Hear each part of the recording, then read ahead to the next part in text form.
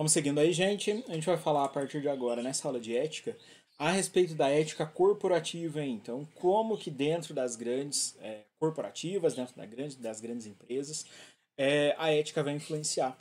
Então, quais são os pontos básicos que a gente vai ver, em quais momentos que podem gerar alguns conflitos aí em termos éticos e quais seriam as soluções, né? O que daria para a gente fazer para tentar resolver esses probleminhas éticos que vão poder surgir dentro da empresa, seja pelo próprio comportamento dos funcionários, seja por questões prévias que os funcionários acabam trazendo de fora para dentro da empresa, ou pelas relações que vão acontecer entre funcionários dentro aí, do ambiente de trabalho.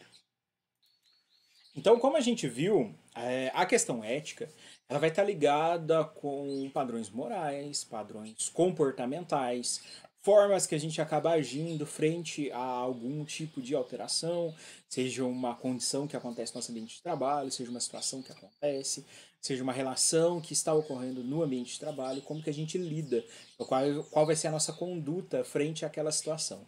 Então, a ética ela está basicamente ligada a isso. Quando a gente leva isso para o ambiente profissional, para o ambiente de trabalho, a gente tem que entender que as nossas ações precisam estar dentro de um código de ética, vamos dizer assim, para a gente garantir a eficiência do nosso serviço, da nossa prestação de serviço, como garantir também o funcionamento daquele setor, o funcionamento daquela empresa. Então, se eu não tenho, se o meu comportamento não é ético, ou se o comportamento de um grupo não é ético, de uma parcela da minha equipe está tendo um ruído de comunicação, está tendo um ruído nos comportamentos, isso é algo que pode trazer aí um certo prejuízo em termos de andamento, né? Então, posso ter uma queda em termos de produção, uma queda em questões de desempenho, quando a gente começa a perceber que esses atritos, esses ruídos começam a acontecer por falta de questões éticas dentro do ambiente de trabalho.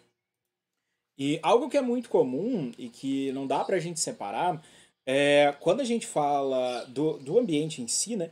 Quando a gente fala do processo ligado aqui com as empresas, é um local onde a gente tem uma competitividade muito grande, a gente tem cargos diferentes, então é comum a gente ter níveis de estresse ocorrendo com os funcionários. Então, quando isso acontece, é interessante a gente achar maneiras, achar posturas de tentar controlar esses pequenos probleminhas aí que podem acontecer.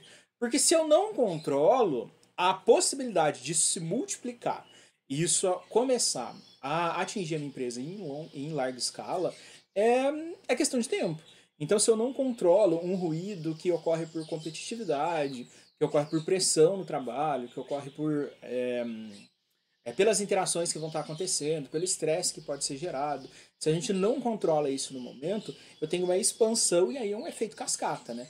O efeito manada. Então, quando isso acontece com alguns grupos de indivíduos, acaba sendo um comportamento comum, né? Isso sendo uma atitude comum dentro daquele ambiente. Então, é algo que a gente precisa controlar antes de ocorrer esse processo de multiplicação, antes disso acabar se movimentando. Então, pensem numa postura que não seria aí de uma questão moral adequada, então um comportamento questionável aí em questões de caráter, em questões de ética, em questões morais, se esse comportamento se difundir na empresa e ele se tornar um hábito. Então a gente vai começar a ter alguns prejuízos aí. Então, funcionário que acaba criando situação para prejudicar um outro colega, funcionário que acaba atrasando o serviço de um outro colega por livre, simplesmente com a necessidade de fazer isso diretamente. A gente acha que não é tão comum, mas isso acontece. Então, se esse comportamento ele não cortado no início, né, se eu não tenho um código de ética para impedir esses comportamentos, eles acabam virando algo comum, algo que normalmente acontece na empresa, e aí a gente já vai ter alguns probleminhas em termos de produção, em termos de desempenho. Com isso já dá para a gente concluir que essa ética corporativa ela vai estar ligada aí com a forma de relação que vai acontecer entre funcionários, né, entre profissionais. E esses profissionais a gente vai perceber que essas relações éticas precisam também acontecer de acordo com a hierarquia dessa empresa. Então, pessoas que são subordinadas às outras, cargos que estão em uma escala necessariamente em posições mais avançadas, ou que eu tenho vários subordinados ligados a esse cargo, então, ou pessoas que ocupam o mesmo cargo, então não tem uma hierarquia tão grande assim, mas os comportamentos éticos eles precisam estar direcionados aí para essa questão hierárquica também, para a gente garantir que a gente não tenha um ruído aí de comunicação. Então, isso é algo que a gente percebe que vai acontecer no ambiente empresarial, mas também a gente percebe em outros setores da nossa vida. Então, a relação que a gente tem com amigos, com colegas, com família.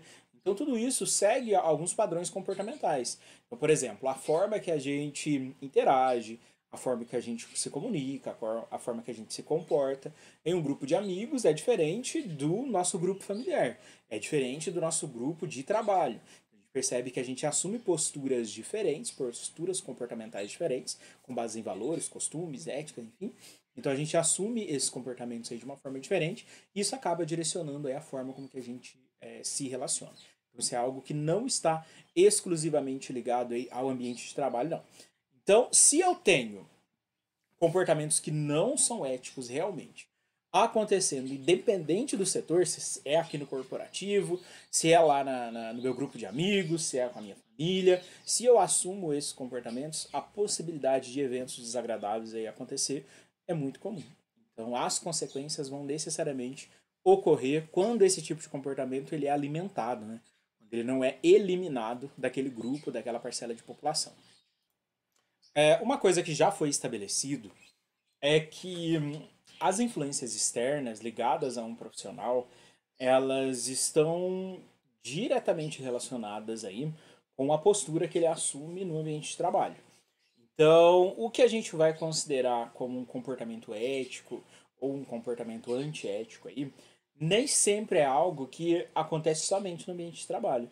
Então, a postura que aquele indivíduo apresenta em casa, que ele apresenta no grupo de amigos, no grupo familiar, é comum as pessoas não separarem. Então, elas não separarem posturas diferentes em locais diferentes. Então, a pessoa ela acaba tendo mesmos padrões comportamentais, independente do grupo em que ela está inserido. Então, quando isso acontece, se ela já assume essa postura ética em outros locais, ela não vai ter problema nenhum no ambiente de trabalho, porque ela já tem uma postura ética em outros locais da vivência dela. Então, no grupo familiar, no grupo de amigos, ela já tem essa postura ética, ela já busca essas questões de certo e errado, as questões moralmente aceitas, enfim. Tem um probleminha com isso, mas para questões administrativas aqui, não envolve outros aspectos das questões sociais e culturais, não. Aqui é somente postura em relação a trabalho, necessariamente isso. Outras questões sociais e outras questões culturais não entram aqui. Mas o que a gente percebe? Que quando a postura ética já existe na vivência do indivíduo, é muito mais fácil para ele conseguir se adaptar ao ambiente do trabalho, ao ambiente corporativo. Justamente porque as atitudes éticas, os comportamentos morais já são comuns da vivência dele. Então já é algo fácil para ele, já é algo que ele consegue desenvolver de uma forma muito boa. Com isso chega para a gente um documento, realmente um documento, que seria o Código de Ética Corporativa aí. Esse código de ética, ele basicamente vai determinar quais seriam ali as condutas que devem ser tomadas nesse ambiente. Ah, eu estou falando de qual código de ética que eu vou utilizar numa empresa como um todo. Então a gente tem a recepção de uma empresa. Então, quais seriam os comportamentos éticos ali? Ah, a gente tem os setores produtivos da empresa. Então, qual que vai ser o comportamento de ética? Ah, os setores administrativos. Qual vai ser o código lá? Então a gente vai ter códigos de ética diferentes de acordo com os cargos que a gente está desempenhando, né? De acordo com os setores aí, a forma como que a gente vai trabalhar, a forma como que a gente vai se comportar. O que a gente tem que entender? Não seria uma forma de mostrar pra gente quais comportamentos que eu não devo ter. Mas seria uma forma de mostrar pra gente qual que é o comportamento adequado, né? Qual que é as atitudes éticas aí adequadas pra gente. A gente tem o código de ética do administrador, que é gigantesco, inclusive, que eu vou passar para vocês. Mas nesse código de ética, nem tudo que está ali é algo que vocês vão exercer necessariamente. Porque ali eu tenho mas basicamente um código de ética para a profissão, e é muita coisa que acaba sendo setorizada. Então, em determinado setor, eu vou utilizar somente essa parcela desse código de ética do administrador.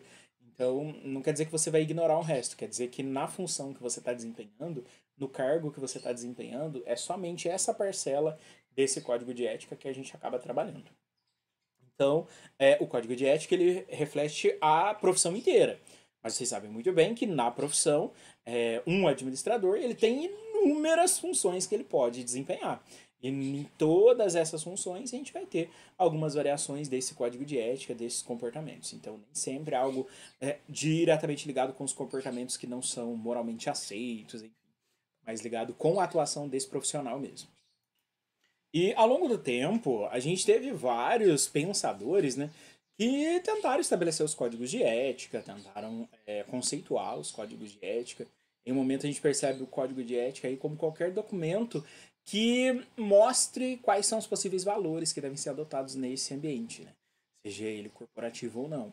Mas quais seriam os comportamentos adequados, quais comportamentos seriam aceitos por parte daquele grupo de pessoas, por parte daqueles funcionários. Então, a gente já tem essa preocupação com as questões éticas aí, já não é algo recente, é algo que a gente já trabalha aí há muito tempo. Então, se o foco desse código de ética for necessariamente aí estabelecer as condutas com base em vários fatores, aí, como as questões de crença dos indivíduos, como o seu processo de construção, então, toda a sua caminhada, né, até aquele momento ali é algo que é construído. Então, a nossa personalidade é construída. A nossa forma de se portar em frente a uma situação é algo que é construído ao longo do tempo. Isso são influências da sociedade de uma forma geral. Então, quais são os nossos valores, o que é moralmente aceito para mim, mas é diferente para vocês. Então, a gente percebe que existe essas modulações. Então, qualquer tipo aí de documento que tende a fixar esses padrões comportamentais, a gente chamaria aí de um código de ética.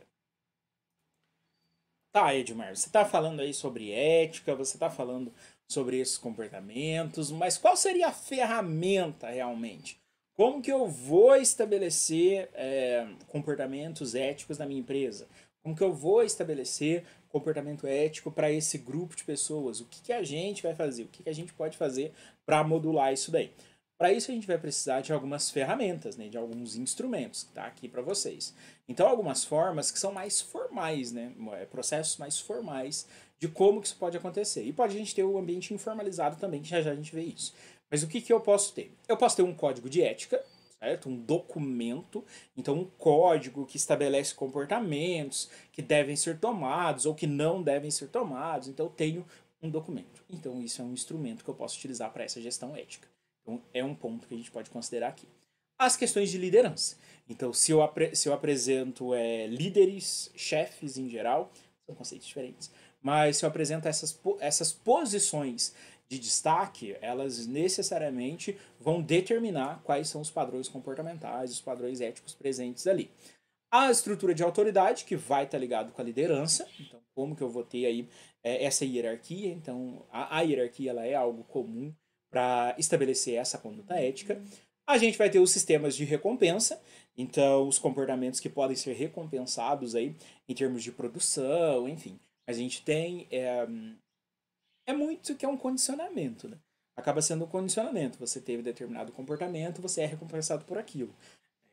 É um condicionamento para a gente garantir o comportamento ético de uma empresa. É algo que é possível de ser realizado também. A gente tem o treinamento, né? O próprio treinamento do indivíduo.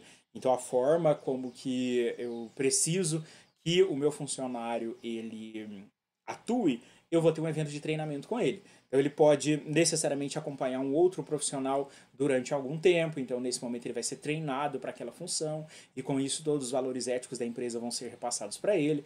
Então é uma questão de treinamento que está ocorrendo. E a gente pode ter o comportamento que as ferramentas que são informais. Então elas não são formalizadas em um projeto. Eu tenho um projeto de treinamento. Beleza. Eu tenho um projeto de gerar um código de ética. Tranquilo também. Eu tenho um projeto em que a autoridade é o que vai garantir a postura ética. É uma forma, é um item formal. Só que a gente vai ter um item que é informal. em que ele não está relacionado com um projeto específico. Ele não foi feito especificamente para um comportamento ético. Ele é dado, por exemplo, pela observação e repetição. Então eu olho que é o comportamento dos pares, eu olho como que essa empresa se comporta e eu necessariamente vou espelhar a minha ação em outros funcionários que estão no mesmo cargo que eu, ou em funcionários que estão em cargos similares, que estão na mesma hierarquia. Então eu vou espelhar esse padrão comportamental, é uma forma, é um método informal de como que isso vai acontecer, né? Mas a gente assume essa transferência de conduta ética dessa maneira ou pelas próprias normas éticas que aquele grupinho ele manifesta. Então, aquele setor, como que ele passa entre eles ali, quais seriam os comportamentos éticos. De uma forma geral, o objetivo disso tudo é trazer esse indivíduo para uma conduta ética dentro da organização. É isso que eu quero. Então eu quero necessariamente que isso aconteça, independente de qual ferramenta que eu estou utilizando. A ferramenta não importa nesse momento. O que importa é que o comportamento ético, ele necessariamente, ele se instale. Então, após a instalação desse comportamento ético, eu tenho aí uma garantia de que necessariamente eu não vou ter problemas de ruído ético durante a permanência daquele funcionário ou daquele grupo de funcionários da empresa. Com isso, a gente chega agora em dois padrões de organização. A gente vai ter aquelas organizações mais tradicionais, que elas podem ter uma ferramenta específica, uma ferramenta formal mesmo de conduta ética. Então, elas vão necessariamente trazer regras, projetos que necessariamente são a forma de controle dessa empresa em termos aí de postura ética. E a gente vai ter as organizações que não estão fixadas nesses padrões tradicionais. Elas acabam assumindo uma postura mais moderna aí, em que eu vou descentralizar toda essa conduta ética de uma hierarquia e vai ser algo agora estabelecido pela coparticipação, né? Pela participação dos funcionários e algo que vai ser criado a partir da organização deles. Então aqui eu estou considerando muitos valores pessoais daquele indivíduo, eu vou dar uma autonomia muito grande para esses profissionais. Então é algo mais ligado aí com como que essa parcela de funcionários, esse grupo de funcionários vai interagir. Então, na tradicional, eu tenho uma centralização das normas éticas e elas são passadas para os funcionários. E nessa gestão um pouco mais moderna, aí, a gente vai ter uma participação dos funcionários para elaborar o que seria uma conduta ética para aquele setor ou para aquela empresa como um todo. Então tá bom, a gente decidiu que vai ser um código de ética, vai ser um documento e vai ser a ferramenta que a gente vai utilizar. Tá, então o que a gente vai ter que fazer para ele funcionar? O que a gente vai fazer para ele realmente dar certo da forma como que a gente quer? Primeiro momento aí, se ele foi criado, ele precisa ser seguido. Então, se eu criei um código de ética e ele está ali para ser utilizado, por exemplo, a partir de agora as aulas da administração vão ser todas ao vivo e eu não vou ter nenhuma, não vou mandar material, não vou mandar atividade, não vou gravar aula, vai ser aula ao vivo durante aquele momento e a prova dali 4 semanas. Então, essa é o código que vai ser utilizado. Aí o professor Edmar começa a gravar as aulas e manda para vocês. Aí o professor Edmar começa a fazer um material de resumo e manda para vocês. Aí o professor Edmar faz uma apostila e manda. Aí o professor Edmar faz um questionário, algumas atividades e manda para vocês estudarem. O que está acontecendo? Eu não estou assumindo uma postura ética frente ao código que foi estabelecido. Então eu estou indo contra ao código. Então não adianta eu ter um código de ética aí, e um código de comportamentos, de padrões comportamentais, e ele não ser seguido. Eu preciso que esse padrão necessariamente seja seguido. Eu tenho que mandar todo o material, fazer uma aula recorrente aí ao vivo para tirar as dúvidas e beleza. Eu não posso desaparecer. Eu não posso mandar o material para vocês e aparecer lá no dia da prova. Lá no dia da prova eu apareço, vou lá no grupo, falo para vocês, gente, a prova é amanhã. Não posso fazer isso. Então a gente precisa de uma interação, a gente precisa tirar essas dúvidas, a gente precisa conversar, a gente precisa mandar um material. Então são todos os itens que determinam a postura naquele momento. Então, se existe um código, ele precisa ser seguido. Eu preciso ter, se os processos aí de preocupação com a ética estejam estabelecidos. Vamos pensar nessa questão de envio de material e aula ao vivo que a gente está comentando aqui. Será que eu tenho uma maneira de controlar isso? Será que eu tenho uma maneira de ter certeza que isso está acontecendo? Tenho. Eu posso, via coordenação, ir atrás dos alunos para eu ver se realmente aquilo com aquela disciplina está acontecendo. Se eu estou recebendo uma aula gravada, se eu estou recebendo uma aula ao vivo esporadicamente, se eu estou tendo material, se eu estou tendo um exercício. Então isso está acontecendo. Então, será que eu tenho uma preocupação que aquele código esteja ocorrendo? Porque eu posso criar o código, lançar o código para os meus funcionários e deixar ali. Se vai acontecer ou não, vai depender dos funcionários. Então, o primeiro momento é ele ser seguido. Ele está sendo seguido? Está. Eu consigo acompanhar isso? Eu consigo acompanhar esse processo em que esse código está sendo seguido? Posso acompanhar também. Então, mais uma maneira. Então, ele precisa ser seguido e ele precisa ser algo avaliável. Eu preciso avaliar. Eu preciso ver se ele está funcionando. Os funcionários estejam envolvidos na identificação de questões éticas. Aconteceu algo e tive aluno que testou positivo para Covid. Ele não vai conseguir assistir a minha aula ao vivo. Opa, eu vou gravar essa aula e deixo aí para o meu aluno. O que eu fiz? Eu assumi uma postura ética nesse momento. Vou dar uma aula ao vivo e não vou gravar. Fulano de tal, não vou poder, professor, não vou poder assistir, não me liberaram do serviço, vou ter que ficar até tarde, não vou conseguir assistir sua aula. Eu simplesmente não gravo e nem respondo esse aluno. Então o que eu estou fazendo? Eu estou indo contra essa postura. O que eu percebo? Eu preciso achar momentos aqui em que os funcionários estejam envolvidos, talvez nem esteja no código. Por exemplo, em nenhum momento foi me passado que eu ia dar uma aula de revisão, por exemplo. Não tem isso. Mas eu percebo que ao longo da disciplina vocês estão tendo dificuldade em algum conteúdo. Aí eu penso assim, vou dar uma adiantada naquele conteúdo próximo para sobrar uma aula para fazer uma aula de revisão. Então, o que é isso? Eu tive uma postura ética ao perceber um problema, ao perceber um ruído, e eu vou tentar corrigir aquilo. Eu não posso simplesmente ignorar e passar adiante. Se eu ignorar aquilo e passar adiante, eu estou indo contra as minhas questões éticas. Eu estou indo a favor do código ético que foi gerado. Só que eu percebi uma situação ruim que eu poderia ter contornado, que eu poderia ter melhorado ali. Então, eu fui contra o meu código de ética da minha profissão. Então percebam que nem sempre a gente pode ter essas barreiras acontecendo. Em que chega situações pra gente em que o código de ética do cargo que a gente ocupa, o código de ética da empresa que a gente está, não avalia aquela situação como algo ruim. Mas o nosso código de ética profissional, pessoal, ele vê aquilo como uma barreira. Agora, não tem como eu falar para vocês o que vocês vão fazer. Aqui agora é a postura individual. O que dá para fazer aqui? Sabe, chegou uma situação que, para vocês, que de acordo com o código da empresa, tá tudo ok. Mas de acordo com o código da profissão de vocês, ou o código de vocês, aquilo não é uma postura que vocês iam tomar. E aí? Qual que é a nossa decisão? Como que a gente toma essa decisão? Um dos trabalhos que a gente vai fazer é essa tomada de decisão. Então, eu vou criar algumas situações para vocês. Eu quero ver qual seria a postura que vocês iriam assumir de acordo com algumas situações ali. Então, já comecem a pensar nisso. O que vocês vão fazer se chega uma situação para vocês que moralmente ela não é aceita, certo? Mas, de acordo com o código de ética da empresa, tá tudo ok. De acordo com o código de ética da empresa, isso não é algo ruim, isso não é algo condenável. O que a gente faz? A gente segue ou a gente vai contra o nosso código ou a gente simplesmente não faz a atividade. Então, deixo essa questão aí para vocês vão pensando. Quando chegar a atividade, vocês vão me respondendo. As prioridades e esforços relacionados a essas questões sejam comunicados aos empregados. Isso é interessante.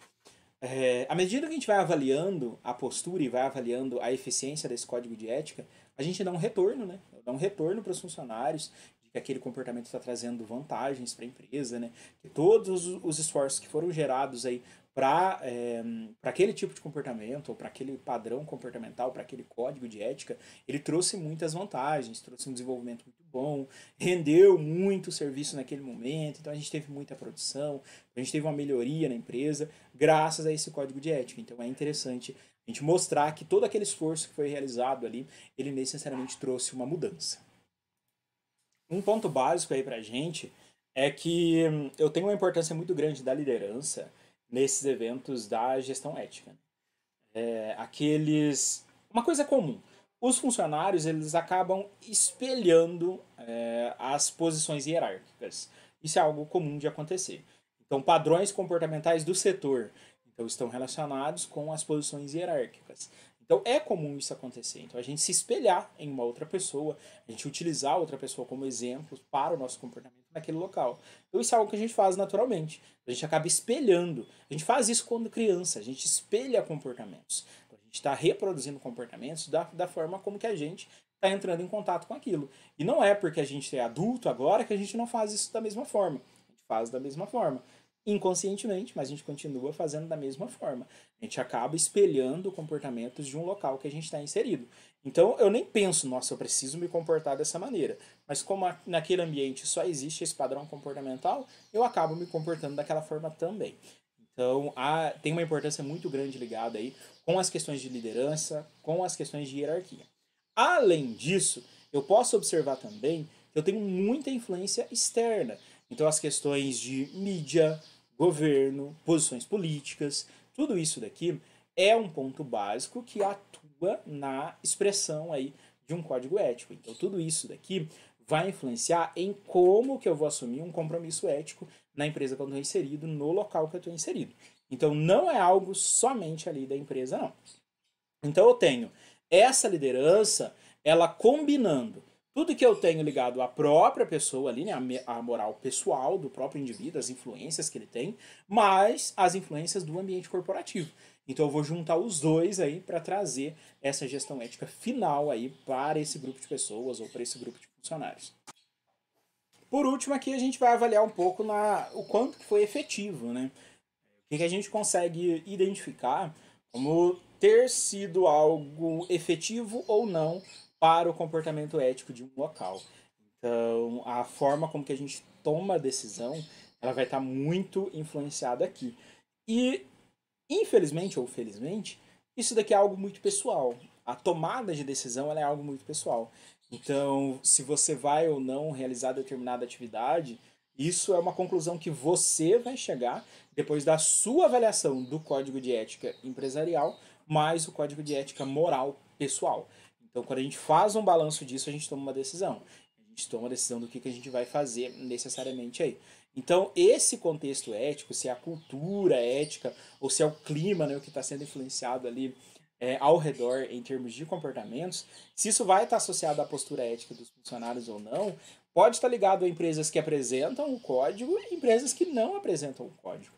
Então, não tenho essa necessidade direta de eu ter um meio formal, um código, um documento formal. Nem sempre eu preciso disso para a gente conseguir estabelecer. Às vezes um momento de orientação dessa gestão ética, essas influências de percepções que acontecem no ambiente, já são suficientes para trazer alguns resultados aí na atitude que esses funcionários acabam desempenhando nessa empresa, nesse ambiente aí.